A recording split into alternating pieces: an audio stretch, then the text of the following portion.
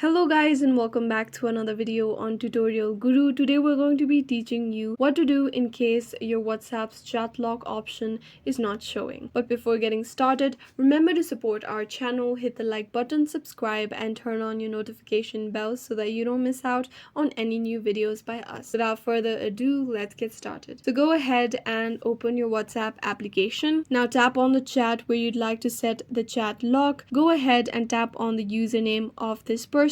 If you scroll down, you'll be able to see the option of chat lock. Tap on it, and if you toggle the switch, the lock for this chat will be enabled. However, if you do not see this option at all, make sure that your WhatsApp application is up to date. For that, simply go back, open your Play Store, and on the search bar, type WhatsApp. After you've done that, you'll be able to see the WhatsApp Messenger application. Now, if you have the update button over here, make sure that you tap on it so that your WhatsApp application is up to date. However, if your WhatsApp application is up to date and you're still not able to see this option on your phone, go ahead and contact WhatsApp support. For that, tap on WhatsApp, go to the top right corner, tap on settings, and if you scroll down, you'll see the help option.